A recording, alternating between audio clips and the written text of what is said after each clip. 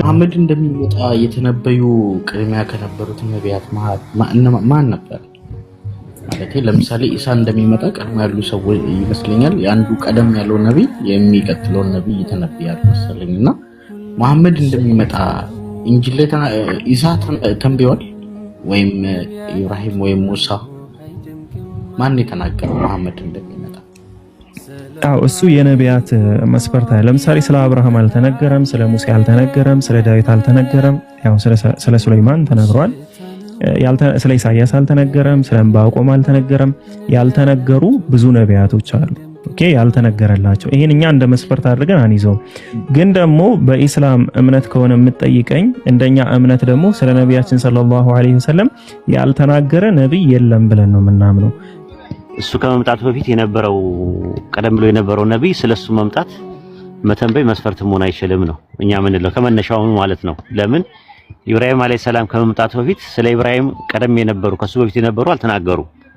ነገር ግን ኦሪት ዘፍጥረት ምዕራፍ 20 ቁጥር 7 ላይ ኢብራሂም ነብይ እንደሆነ ይናገራል። ዘዳግም 18 16 ላይ ሙሴ ነብይ እንደሆነ ይናገራል። ግን ከሙሴ በፊት የነበሩት እነ ኢብራሂም እነ ሄኖክ የመሳሰሉ ነቢያቶች ስለ ሙሴ መምጣት አልተናገሩም።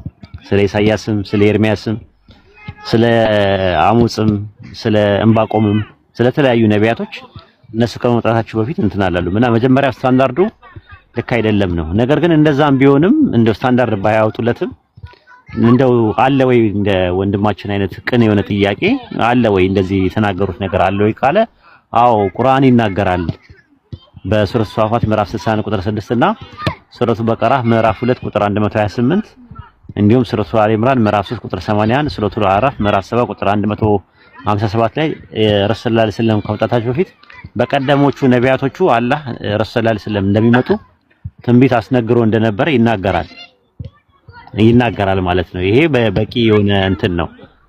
እንደዛ ከሆነ ሶስተኛው ሌቭል የሚደርሰው ምንድነው? ታዲያ እንደዛ ከሆነ እነዛ ነቢያቶቹ የተናገሩበት ነገር ካለ ተብሎ ከተባለ ላይኖር ይችላል። ራሱ ባይኖር እንኳን አሁን የለም እያልኩኝ አይደለም። ባይኖር እንኳን እነሱ አልተናገሩም ማለት አይደለም። ቁርአን እንደተናገሩ ከነገረን በቂ ነው።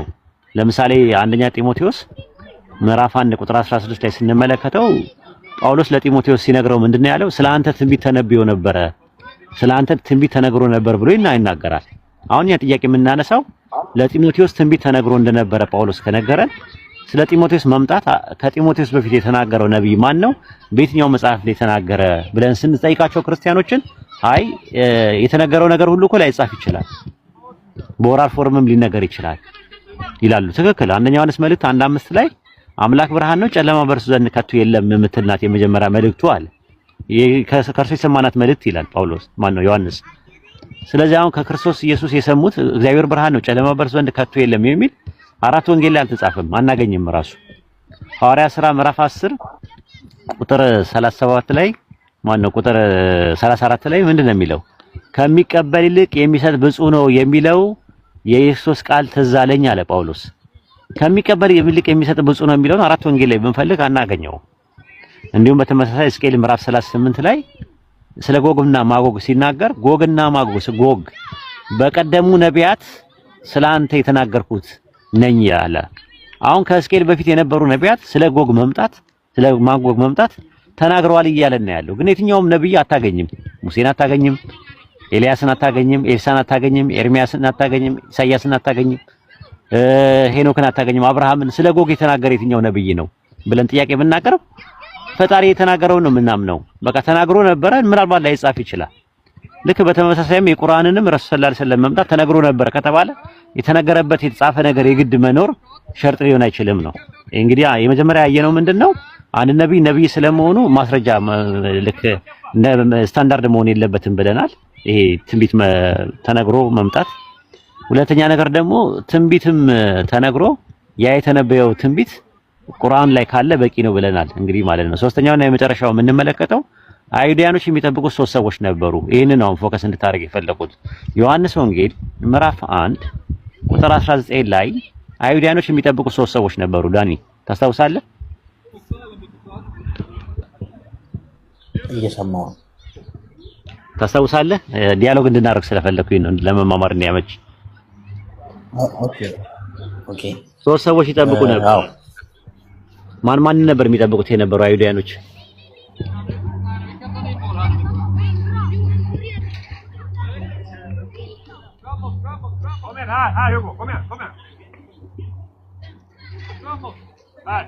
ኦኬ የለም መሰለኝ።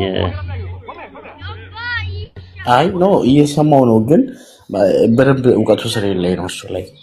ኦይ ሶሪ። አይ የምታውቀው ያነበብከው ስለመሰለኝ ነው። ሶሪ ላስረዳህና ጥያቄ ካለ ትጠይቀኛለህ። ዮሐንስ ወንጌል ምዕራፍ 1 ቁጥር 19 እስከ 23 ድረስ ስትመለከተው አይሁዳኖች 3 ሰዎች ይጠብቁ ነበረ። መተውም አንተ ኤልያስ ነህን ሲሉት አይደለሁም አለ። አንተ ክርስቶስ ነህን ሲሉት አይደለሁም አለ። አንተ ነብዩ ነህን ሲሉት አይደለሁም አለ። ከዛ አንተ ኤልያስም ካልሆንክ ክርስቶስም ካልሆንክ ነብዩም ካልሆንክ ለምንድን ነው የምታጠምቀው አሉ። 3 ሰዎች ይጠብቁ ነበር። ሶስቱም ትንቢት አለ። ኤልያስ የቱ ጋር ነው እንደሚመጣ ይናገረው። ትንቢተ ሚልክያስ ምዕራፍ 4 ቁጥር 5 ላይ ይናገራል። ኤልያስ እንደሚመጣ ትንቢት አለ። መሲሁ እንደሚመጣ ደግሞ መዝሙረ ዳዊት ምዕራፍ 2 ቁጥር 1 ላይ አለ። ምዕራፍ 2 ቁጥር 2 ላይ አለ።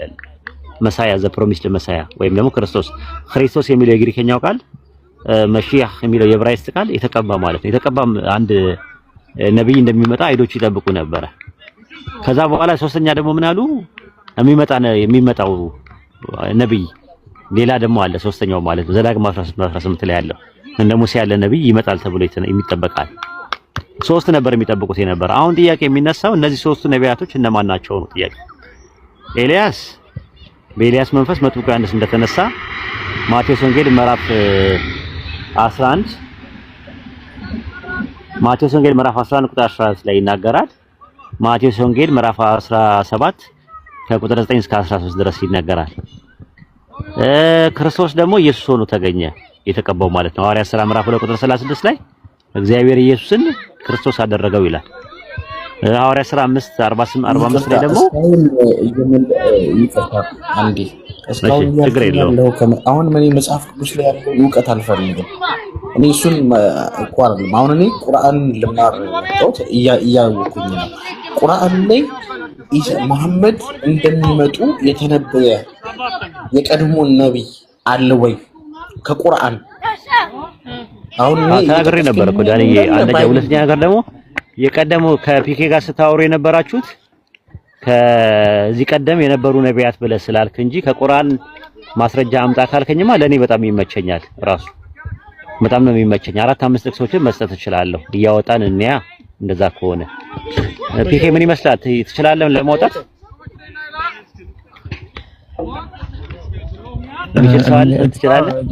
ትችላለህ ማውጣት የሚችል ሰው ሶፋ ምዕራፍ 61 ቁጥር 6 ላይ ያለው ኢሳ ስለረሰላ ስለመምጣት እንደተነበየ ደስ ነው የሚለን ሱረቱ ሷፋት ምዕራፍ ስንት አልከኝ ኡስታዝ? 61 ቁጥር 6። እሺ ጃ አተልከኝ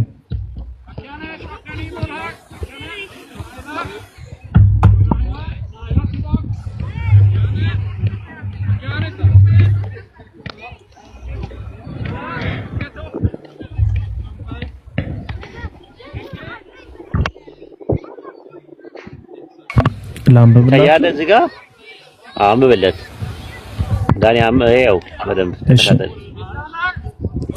የመርየም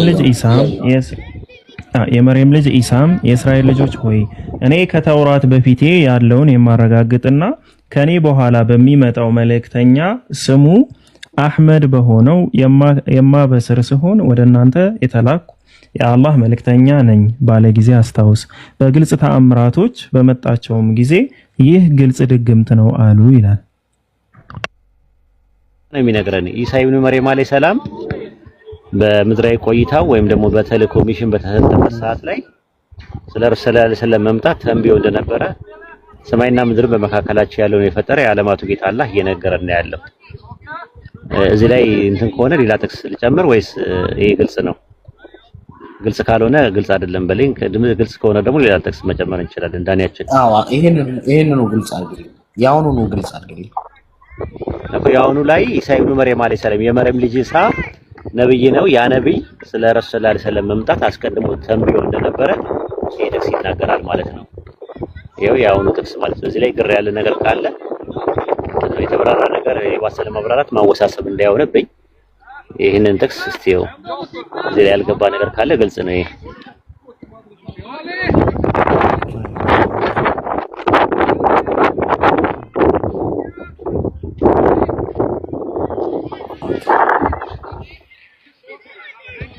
ግልጽ ነው። ይሄ መልካም በሱረቱ አለ ኢምራን ምዕራፍ 3 ቁጥር 81 ላይ ገባለትና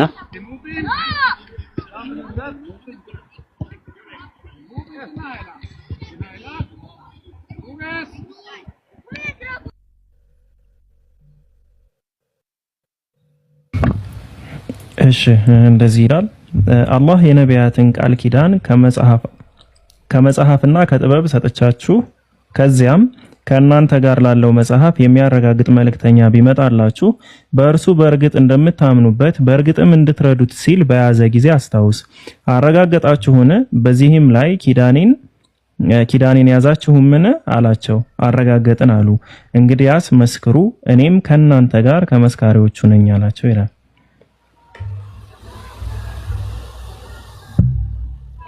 ግልጽ ነው አይደል ዳንዬ? እዚህ ጋር አላህ የነቢያትን ቃል ኪዳን ከመጽሐፍና ከጥበብ ጋር ሰጠዋችሁ ከዚያም ከእናንተ ጋር ላለው መጽሐፍ የሚያረጋግጥ መልእክተኛ ቢመጣላችሁ በእርሱ በእርግጥ እንድታምኑበት በእርግጥ እንድትረዱት ሲል በያዘ ጊዜ አስታውስ። አረጋገጣችሁን? በዚህ ላይ ኪዳኔን ያዛችሁን ብሎ ከእያንዳንዱ ነብይ ጋር ቃል ኪዳን ገባ። አረጋገጥን አሉ። እንግዲያውስ መስክሩ፣ እኔም ከእናንተ ጋር ከመስካሪዎቹ ነኝ አላቸው ይላል። ስለዚህ ይሄው እዚህ ጋር አንደኛው ሁለተኛው የሚናገርበት ይሄኛው ጥቅስ ነው። ከነቢያት ጋር ቃል ኪዳን ገብተዋል። ወደፊት ነብይ ሲመጣ ወይ መልእክተኛ ሲመጣ ከእናንተ ጋር የነበረውን እናንተ የተሰጣችሁን በኦሪጂናል ቅርጽ የነበረውን ለእናንተ የሰጣችሁን መጽሐፍና ጥበብ የሚያረጋግጥ ካላ ዘንድ ነው ወርዶላቸው ነበር ብሎ የሚያረጋግጥ መልእክተኛ ሲመጣላችሁ ነው የሚለው። ይሄ ሁለተኛው ነው። ሶስተኛው ሱረቱ በቀራ ምዕራፍ 2 ቁጥር 128 እና 129 ላይ ያለው ነው። ኢብራሂም እና እስማኤል ዱዓ ሲያደርጉ እንትን ያሉት ማለት ነው የተነበዩት ማለት ነው። ጌታችን ሆይ ለአንተ ታዛዦች አድርገን ከዘሮቻችን ለአንተ ታዛዦች አድርግ፣ ሕግጋትን አሳየን አሳውቀን፣ በእኛ ላይ ተመለስ፣ አንተ ተቀባዩ ሩና አንተ ብቻ ነህና ይልና ከዛ ቁጥር 129 ላይ ጌታችን ሆይ በውስጣቸው ከነርሱ የሆነ መልእክተኛ ማለት ከዝርያዎችም ማለት ነው በእነርሱ ላይ አንቀጾቻችን የሚያነብላቸው መጽሐፍና ጥበብ የሚያስተምራቸው ከክህደት የሚያጠራቸውን ላክ፣ አንተ አሸናፊና ጥበበኛ አንተ ብቻ ነህ የሚሉ ሲሆን ይላል። ስለዚህ ምንድነው ከነርሱ የሆነ መልእክተኛ ብለው ዱዓ አድርገው እንደነበረ እስማኤልና አባቱ ኢብራሂም ዱዓ አድርገው እንደነበረ ይናገራል ማለት ነው። ሌላው ያው ሱረቱ አዕራፍ ምዕራፍ 7 ቁጥር 157 ላይ ያለው ነው።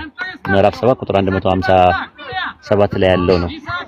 እዛ ላይ በተውራትና በኢንጂል ተጽፎ ሜንሽን ተደርጎ የሚገኝ መልእክተኛ ይላል።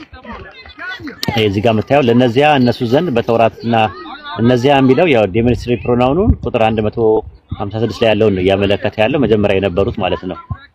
በኢሳና በሙሳ ዘመን የነበሩት ነው። ለነዚያ እነርሱ ዘንድ በተውራትና በኢንጂል ተጽፎ የሚያገኙት የማይጽፍና የማያነብ ነብይ የሆነው መልእክተኛ የሚከተሉ ለሆኑት በእርግጥ ጽፋታለሁ ብሎ እንደተናገረ ይናገራል። ስለዚህ የማያነብና የማይጽፍ ነብይ እንደሚመጣ በተውራትና በኢንጂል ተጽፎ ወይም ሜንሽን ተደርጎ የሚገኝ ነው ብሎ ነው የሚያስቀምጠው። ከዚህ አንፃር ያው በቀደሙ ነቢያቶች ውስጥ ለረሱል ሰለላሁ ዐለይሂ ወሰለም መምጣት ነቢያቶቹ ተንብየው ነበረ የሚል አቋም ነው ያለን። እዚህ ጋር በጥያቄው መልስ ላይ እክል ካጋጠመ ያው ዳጎስ ያለ መልስ ይሰጥ። እሺ ቴንኪው አሪፍ ነው መለስክልኝ። ኢምራን ቴንኪው በጣም ነው የማመሰግነው። ከቻልክ ጥያቄዎችን ሌላ ጊዜ ማስገባኝና እጠያይቃለሁ። ቴንኪው አመሰግናለሁ። እና ምን ያምን አመሰግናለሁ። ፒኬ ማጠቃለያ ሰራበት